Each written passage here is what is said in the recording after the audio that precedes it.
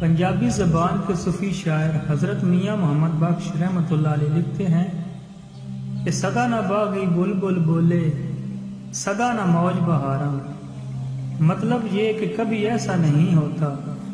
کہ ایک باغ کی بہار ہمیشہ قائم رہے، بلبل بولتی رہے،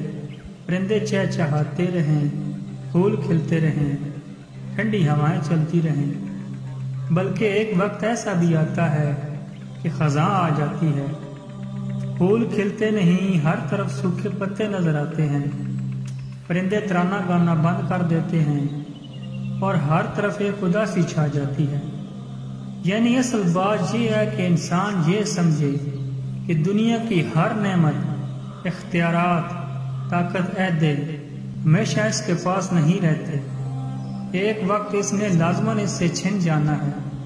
اور اس بات کا تصور بھی ہر انسان کو غمگین کر دیتا ہے۔ اس لیے اسے چاہیے کہ وہ اللہ تعالیٰ کی دی ہوئی ہر نعمت، طاقت اور اختیارات کا درست استعمال کرے، کسی سے زیادتی نہ کرے۔ پھر دوسرے مصرے میں میاں محمد بخش رحمۃ اللہ علیہ فرماتے ہیں کہ سدا نہ ماں پہ حسن جوانی، سدا نہ ماں پہ حسن جوانی،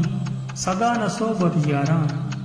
یعنی یہاں بھی وہی بات ہے کہ انسان کی زندگی میں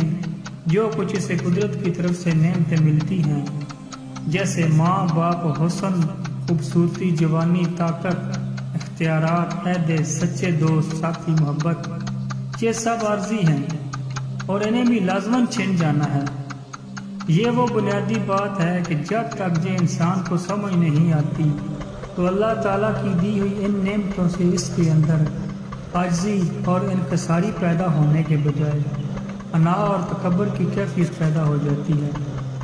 اور وہ سمجھ لیتا ہے کہ شاید جو کچھ اسے ملا ہے وہ اس کی اپنی محنت سے ملا ہے اور وہ اس کا مستحق ہے، جبکہ در حقیقت انسان کو جو بھی ملتا ہے مالک کی عطا ہوتی ہے، لیکن مالک کی دی ہوئی ان نعمتوں سے اس کے اندر احساس برتری یا تحیر پیدا ہو جاتا ہے۔ میاں محمد بخش رحمۃ اللہ علیہ کا پیغام یہ ہے کہ دنیا کی ہر نعمت کو عارضی سمجھا جائے